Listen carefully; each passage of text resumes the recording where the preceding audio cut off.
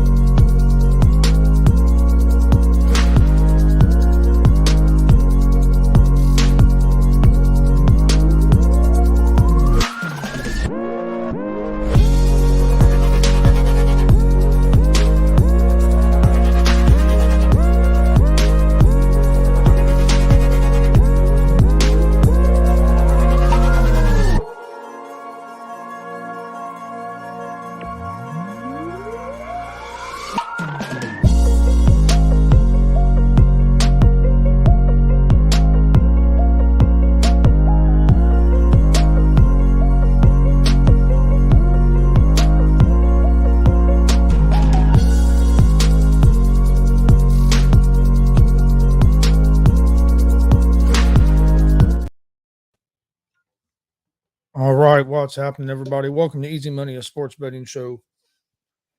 Thursday, July 27th, 2023. I'm Chris Gonzalez, joined by Tony Gonzalez. How's it going? Going pretty good. I had a real good night Tuesday night. Went 6-0. Last night I didn't do as good. I went 2-3 yesterday. I went 3-2. So yeah, struggled a little bit more yesterday. Had some close games. Chances to win. Cubs did come back and win for me last night. They were getting beat by the White Sox, then made a big comeback. But the Braves lost to the Red Sox, and then the Orioles, Phillies ended up coming back and beating the Orioles. The Orioles had led a lot of that game. That was a good game. It was back and forth. And the Diamondbacks lost to the Cardinals. After Diamondbacks looked like they were turning the corner, playing a little bit better, they couldn't do much yesterday against the Cardinals. I think the Angels proved that they're all in on keeping Ohtani for now because they went out and made a. Well, yeah, the Giolito that you wanted is gone, but I'll tell you what. I mean, I understand why they're being aggressive.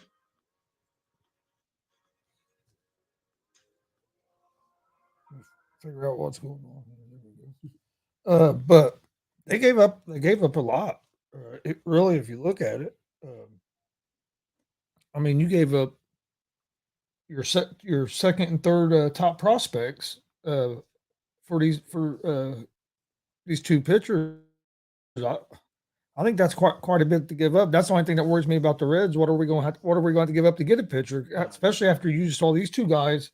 What the White Sox was able to get for these two guys? That kind of you go after. It ain't like these guys are the top pitchers out there, but you know what I mean? They're decent pitchers. I'm not saying they're not good pitchers, but you know what I'm saying? They're not the top of the market pitchers, and you just gave up your number 2 and number 3 prospect for them. So, if the Reds do decide to make a move, what's it going to cost? You know what I mean? What's it going to cost them? That's the only thing I worry about. I don't think they'll make a move.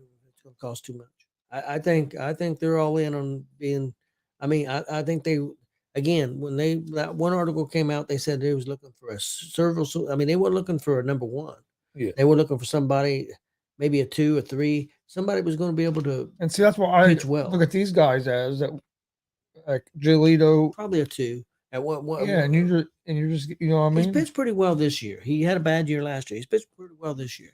Now he was real good. I think it was 21. I think he was really good, and people thought he was going to be the number 1 guy. Yeah, he hasn't been able to stay consistent. He's been kind of bouncing back and forth. Because a couple of years ago, he had a breakout year, and then last year he struggled. This year he's been pretty solid, right around a 3, I think. ERA. He's been pretty good. I don't know a lot about the other pitcher. I think he's other guy they got. And honestly, I don't get me wrong. I think the Reds will probably make a move because of the injuries. But if you look at, I mean, yeah, I know they lost yesterday to the Brewers, but it wasn't because of pitching. I mean, yeah, you ended up losing 3-0, but that game was a 0-0 game in the eighth inning, and we just couldn't get no offense going at all. So I mean, you have to score some runs. Do you think since they're struggling a little bit with hitting right now, which we figured it was going to happen some, but luckily the pitching has stepped up. But do you think that they might go for a bat? Because you could put them in designated hitter, or I mean, if there's a bat out there, I don't even know if there's a bat out there that would fit. I don't think they will, just because. On a rental? The only reason I don't think they will is because they just brought the Strand up, and he's been performing well. Because if you do bring in now, you're going to put somebody down. Either you know, what I mean, you're going to put one of your position players down. You do that, and who are you going to put down? And you just brought Strand up, and the way he's performing, I don't see them putting him back down. If they get rid of India, that opens up a little bit. Well, yeah, if that happens, that happens. Again, I don't know what's going to happen there. I heard I think if they make a move, it's going to be for a pitcher, but I just don't know if they will, because after seeing what the market is kind of set at, I don't know if the Reds are going to be willing to give that much up. And I mean, especially with your bats not being as hot right now, which I think they'll get back to hitting the ball like they were. You just never know. But I think if you was hitting, you know, what I mean, I think if the bats had stayed hot, then they might be thinking a little bit different, because your record could be a little different after out of the All-Star break. I think I just think it's you got a lot of young guys. They're hitting the ball, or we're hitting the ball real well. But now these pitchers are starting to get to where they've seen these guys multiple times now. So they're getting more footage on them. They're being able to come up with better game. They make adjustments, and then now the hitters will have to make adjustments again. So I see it as just something I think they'll work their way out of. But I think it's just back to where pitchers have made adjustments against them. Now they got to make their adjustments against the pitchers. Do you like De La Cruz leading off? I understand why they're doing it. He gets on base. He's a threat. I don't know. The thing that worries me that him being so new and so young, he's going to be inconsistent at times. I'd rather have somebody up there with more experience batting, at least for now. I'm not saying that for the future he might not be the leader. Yeah, I like Friedel up there better than I do De La Cruz. Just because De La Cruz is going to strike out a little bit more than what a guy like Friedel is going to strike out, for one, just because he's going to be a little a little aggressive. And Friedel's such a good bunter and can do everything. Friedel can find different ways to get on base. So I've liked since they've had Friedel at number one. Really didn't understand why he made that move. I mean, I understand like what you're saying about De La Cruz. It does put pressure on a team, especially if you can get him on base as the leadoff. But the lineup was going pretty good with Friedel at number one. And I know we went on that little stretch coming right out of All-Star break where bats got kind of cold, and then that's when you start seeing these changes. And it's like, I think I'd have stayed with what was working a little bit longer and see if they got themselves out of it. But I mean, the lineup is so deep. You could have a bunch of different combinations. I mean, you could do it a bunch of different ways, and I think still produce runs. I mean, look at Benson. This dude's hitting close to 400 over the last month and a half, and he's usually number 9. I mean, in the order. So I mean, there's a lot of different ways you can do it. I felt a little more. I know some people wanted India back up there at number one. Me personally, I'm more of I like Friedel at number one. I thought India was good at doing well at 2 or 3, but it's just, I don't know. It's going to be interesting what they're doing, but I have to give David Bell some credit though, because I think he's done a pretty good job managing this team so far, especially with the pitching staff, with all the injuries and being so young. And being young. So I've been hard on him over the years. There's still some. I mean, there's some people think that he could be in running for coach of the year. I won't go that far yet, or manager of the year, I should say. I won't go that far yet, but I will give him some credit. He has handled. I think he's handled the team pretty well with being so young, and then all the injuries, and then and then expectations kind of changing in the middle of the season. I mean, they went on that run, then there started being some expectations of uh, making the playoffs, or being competitive the whole season. Where when you're going into the season, I really don't think that there wasn't many expectations for the Reds. I think the Reds are in a tough position because if they don't make a deal, fans are going to be pissed off. Well, they're not trying to win. If they do make a deal and they give up young prospects and it don't pan out, you screwed up what you did to the team. So they're in a tough situation. I mean, they really are. I'm just thrilled that we're. I think they want to get a pitcher, but I also agree with you. It's going to have to be a deal that they like. It's not. They're not going to overpay. I don't see him doing it. I could be wrong. I mean, but I think what the Angels did too, like you said, give up them prospects. I think it's basically. I know at least did whatever his name is for the White Sox. Yeah, for a rental. He's a basically. rental. I don't know about the other guy. I mean, you might be able to sign him, but yeah, you don't know if you're going. I mean, you might not have him after the end of the season. That's what I'm saying. You gave up your number 2 and number 3 prospects for guys that might not even be there. That's the other thing the Reds said. They wanted somebody that was going to be under contract for 2 or 3 years too. They didn't want a rental. So maybe they won't. Maybe if they feel like they're getting a good arm, maybe they'll give up a prospect because they're going to have this guy under contract for 2 or 3 years, not a rental. So maybe that's what they're thinking. Yeah. No. Now, who they're thinking about and who matches up, I don't know. Now that one guy I think is under contract, but I heard the White Sox are not going to trade him. Nice. Does that sound right? Or Cease? Cease. Yeah, Cease. But I heard they're not going to. I heard they've inquired about him, and I think he's under contract at a decent amount for the next couple of years. But I heard the White Sox. Rumor is the White Sox are not going to give him up. And they might. I mean, they might not. Well, if he's under contract for the next at a good price, Yeah, why give him up? Yeah, especially if it's a team friendly deal, and that's what it sounds like. All right, we'll get ready to jump into today's baseball games. We don't have a big slate of games really today. You had one afternoon game really. Then you only had, and that was because it got rained out yesterday. Now I am right.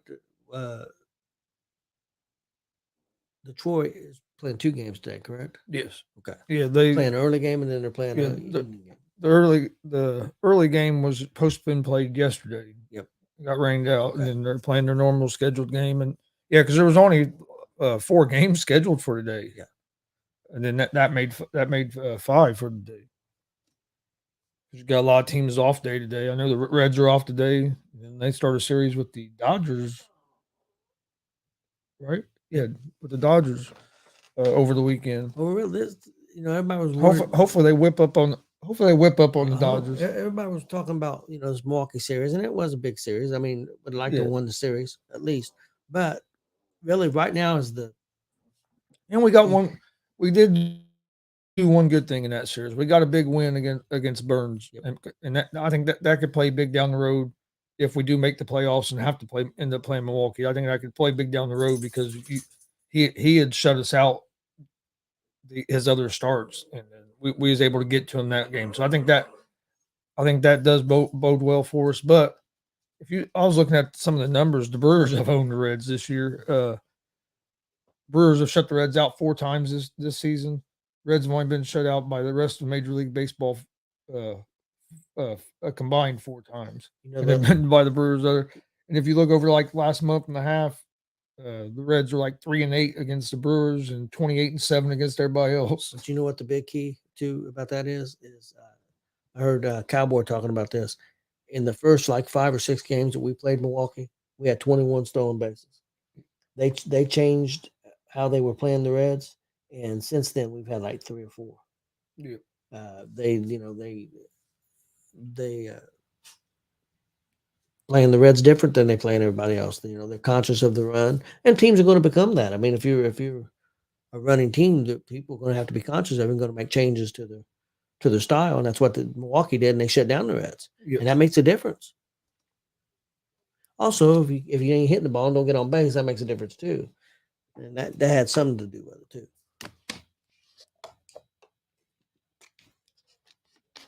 Okay. We get over to get the odds pulled up. Glenn had said I think the Fever game is about to start.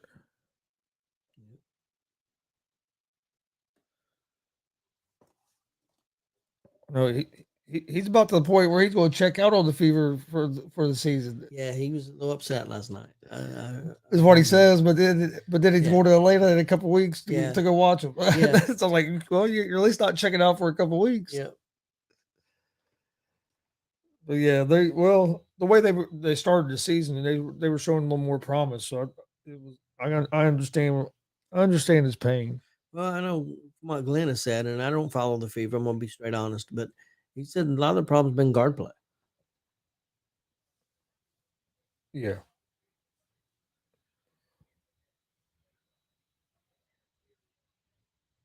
All right. Well, first game we have is the Angels and the Tigers. The Angels are 1.5 run favorites on the road, minus 126 on the money line. The Tigers are plus 108 on the money line. Over under for this game is set at 9 runs. Game one must have ended. The Angels was up big on them, so I'm assuming the Angels won game one because they were up, like, if I remember correctly, 6-0 at one point. Last I'd heard, they were up, I think, 6-0 in the eighth inning. Yeah, they won 6-0. Ohtani pitched that game and pitched pretty well. Angels starting to play.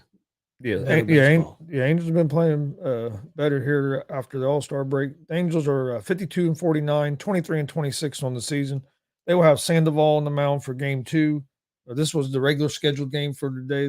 The game that they just got done playing was supposed to have been played yesterday, but got postponed. Sandoval's 5-7 with a 4.16 ERA. Angels are 4-1 over their last 5 games, hitting .256 as a team on the season with a 4.44 team ERA. The Tigers are 46-55 on the season, 22-28 at home. On the mound for the Tigers is Manning.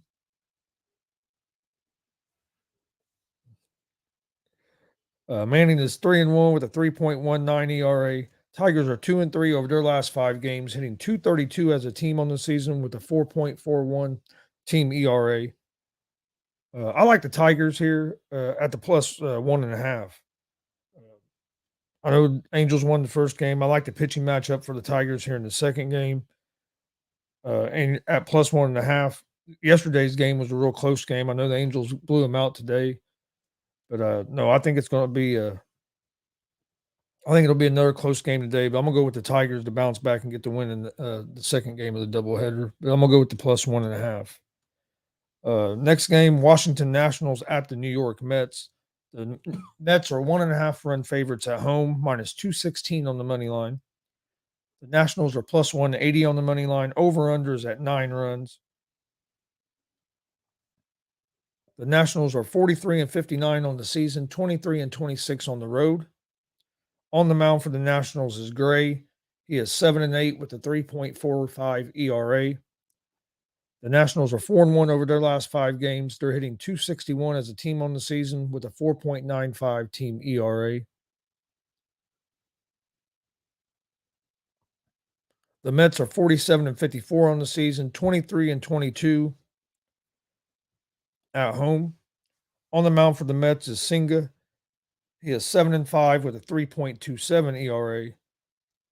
Mets are 2-3 over their last 5 games, hitting .237 as a team on the season with a 4.37 team ERA. I'm gonna go with the Nationals here at the plus 1.5. Sam says Mets in the over. Yeah, I'm gonna go with the Nationals plus 1.5. Nationals been playing good baseball, and I just can't trust the Mets. Every time I decide to pick the Mets, they always lose. So I'm kind of staying away from the Mets. But the Nationals been playing good baseball, and getting the Nationals at plus 1.5, I think is good value. So I'm gonna go with the Nationals there. Next game tonight, you got the Chicago Cubs at the St. Louis Cardinals. The Cubs are 1.5 run favorites on the road. They are plus 102 on the money line. The Cardinals are minus 120 on the money line. Over under for this game's at 9.5. So the Cubs are favored on the run line. Cardinals are favored on the money line. The Cubs are 50 and 50. 50 and 51 on the season. 23 and 25 on the road. The Cubs are on the mound for the Cubs will be Still. Still is 10 and 3 with a 2.95 ERA. The Cubs are 5 and 0 over their last 5 games, hitting .253 as a team on the season with a 4.14 ERA. The Cardinals are 46 and 57 on the season, 22 and 26 at home. On the mound for the Cardinals is McCullers, who is 6 and 5 with a 4.33 ERA. The Cardinals are 2 and 3 over their last 5 games, hitting .258 as a team on the season with a 4.57 team ERA. I like the Cubs in this game. I'm gonna go with the Cubs at the plus 1.5 on the run line, and you get that at plus 160 juice. So that's or excuse me, no, they changed that. They're not plus 1.5. They're minus 1.5 on the run line. So I'm gonna take Cubs on the money line at the plus 102. But the Cardinals have been playing pretty good at home. They're on a winning streak at home. Sam says Cubs. He says the Cubs will hit the over on their own. Their offense caught fire there late in that game last night. Early in the game, they were struggling. Man, they did, yes, and was still on the mound. I do like that. And then last game of the night in Major League Baseball, you got the Cleveland Guardians at the Chicago White Sox. The Guardians are 1.5 run favorites on the road, minus 108 on the money line. White Sox are minus 108 on the money line. So this game's a pick 'em. Over-unders at 8.5 runs. The Guardians are 51 and 51 on the season, 23 and 27 on the road. On the mound for the Guardians will be Bibby. He's 6 and 2 with a 3.04 ERA. The Guardians are 3 and 2 over their last 5 games. They're hitting .253 as a team on the season with a 3.84 team ERA. The White Sox are 41 and 62 on the season, 21 and 27 at home. On the mound for the White Sox is Cease. Cease is 4 and 3 on the season with a 4.04 ERA. The White Sox are 0 and 5 over the last 5 games, hitting .238 as a team on the season with a 4.65 team ERA. I like the Guardians here on the money line.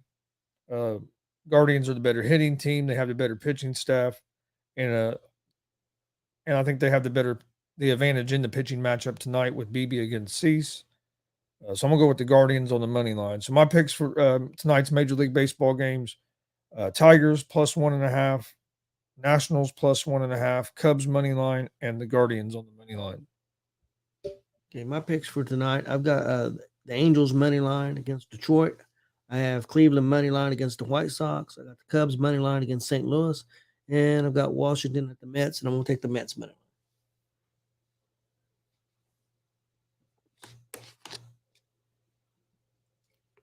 So you're taking the Mets? Yeah, they'll probably screw me again as usual. Yeah, that's the only reason I didn't take them, because it seems like when I do take them, for some reason, that's when they decide to lose. It's when they decide to lose. Like I said, wasn't a whole lot of there's not a whole lot of games going on today.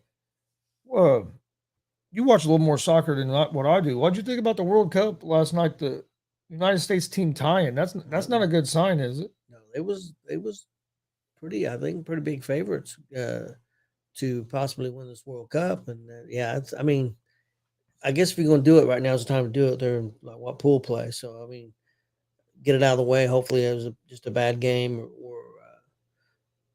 but they better be ready to step up. Or I don't know what happened. Yeah, I don't either, but I know, like I said, I don't follow soccer enough. I don't know what I mean.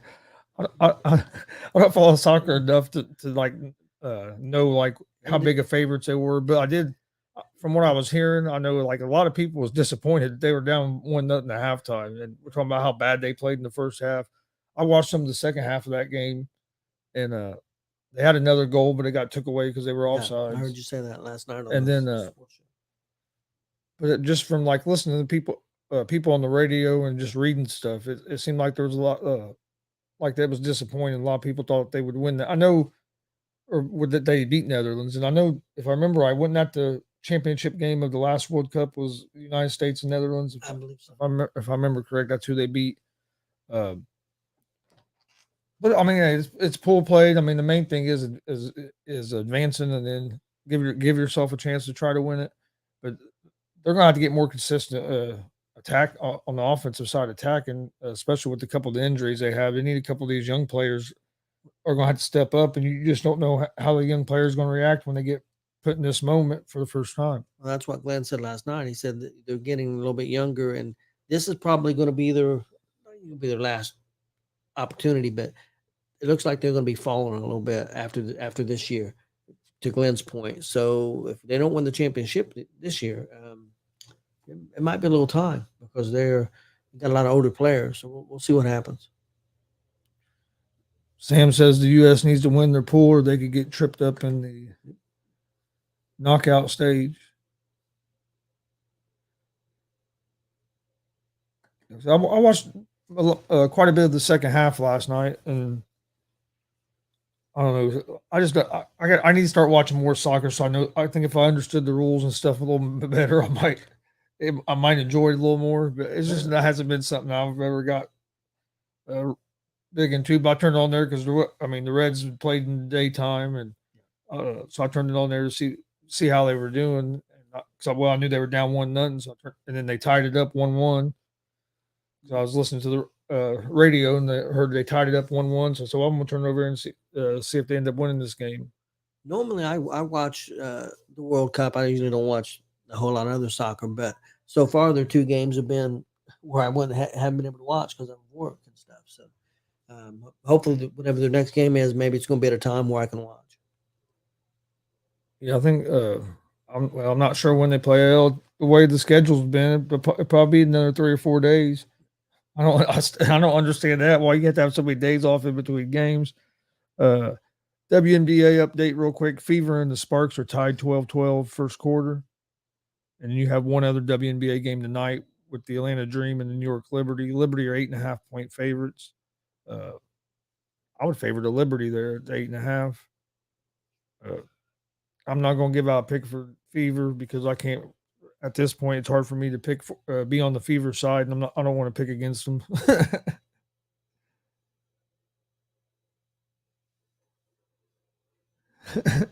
Yep, exactly, Sam. That's about how I am too. I paid just enough attention to not know anything. Like I said, I watched a little bit of the World Cup every year, but now sport I'm going to start. I think I kind of got into this year. I'm going to start watching more. It's going to be hockey. I got into the hockey playoffs. I started watching those games, especially when they went on the same time as like the NBA finals. But when they were on alternate nights there for the finals, I was enjoying watching that hockey in the evening. Yeah, the playoffs were outstanding this year. I know, and I've never now going to a hockey game. I've always enjoyed, but I've never really been able to get into it like watching it on TV. But I enjoyed the playoffs. Yeah, it was really good this year. Playoffs were outstanding. That's the most I've watched in probably ever of hockey, playoff hockey. So of course, I really liked it. I really liked it because my team. Yeah, won. You're a Vegas fan, so you really enjoyed it. My sports my other sport. I like baseball too. the other big sport I love watching, football.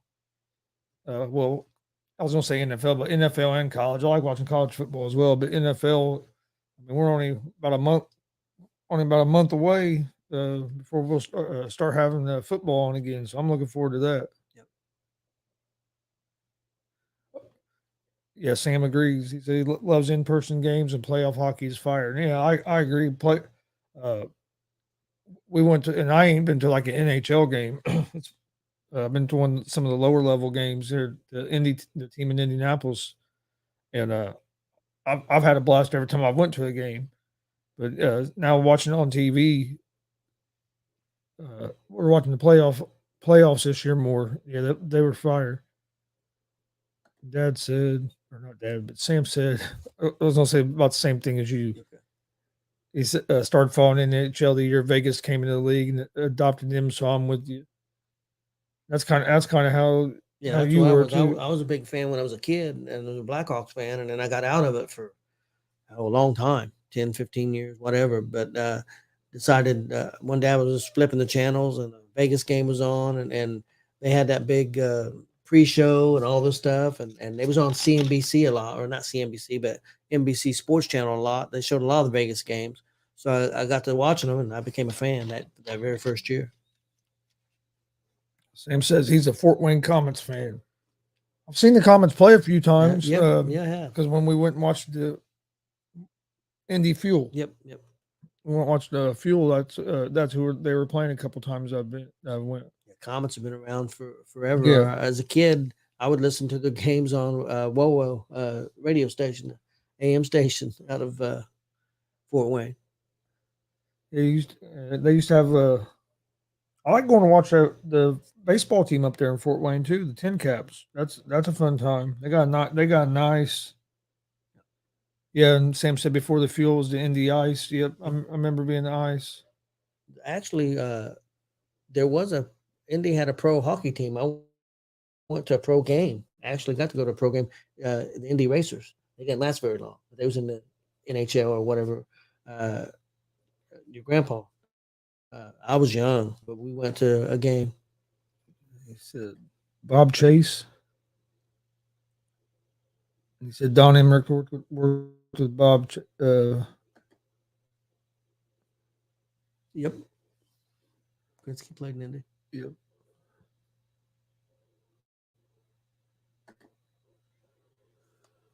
But no, that's something I'll probably watch more of this year because I enjoyed the playoffs. But football as well. I'm looking forward to football. It's kind of I'm excited, a little bit excited, but I'm also just wanting to see what are the Colts going to look like. It's going to be see what that's going to be. What's Richardson going to look like his first year? What would you be happy with this year? I know Glenn said he was expecting this game, maybe 6 wins. Yeah, I'm hoping for more. I'm hoping for. I'm hoping for at least 8 wins. I'm gonna say I'd like to at least be around 500. I'm not saying we're going to get there. That's what I'm hoping for at least. And you're talking about hockey real quick. The Fuel's building a brand new stadium. In Fishers. And Sam said Big Ten Media Days is going on in Indy today. Yeah, I saw where Harbaugh went and talking about his violations, which I think Well, somebody had cheeseburgers. Yeah. No, he's suspended for like 4 games. I think it's more because he lied. I guess lied about it when they first investigated it. What the hell? Yeah, especially in this day and age where you got the NIL and everything else. Why are we worried about a coach buying a kid a cheeseburger? People bought them cars and got away with it, and he can't buy a cheeseburger. Jeez, please.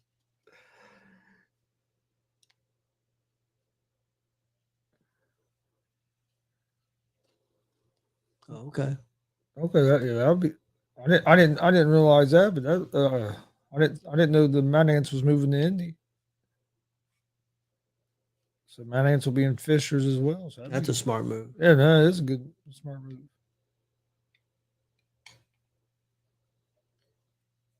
And you think it would be it would help that you're in the same city as the NBA team. You know what I mean, that the NBA team that you're kind of the G League team for. So.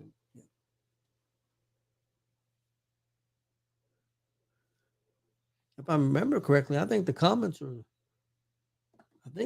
are Vegas's minor league team. I think.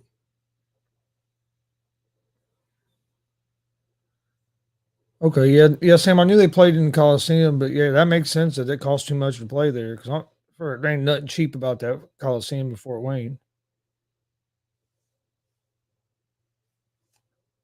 There ain't nothing cheap about that. That's where the semi-state. We used to go there every year for semi-state wrestling. Yeah.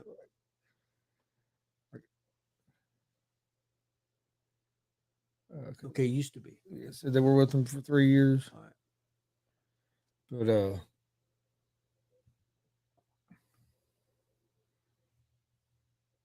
see, that place is going to be a pretty good sized place. yeah, they still have wrestling semi-state there every year. I just wonder if that Fishers couldn't be in line to maybe get something like that. That arena is going to be a pretty good size arena. They could host something like that, a semi-state or yeah.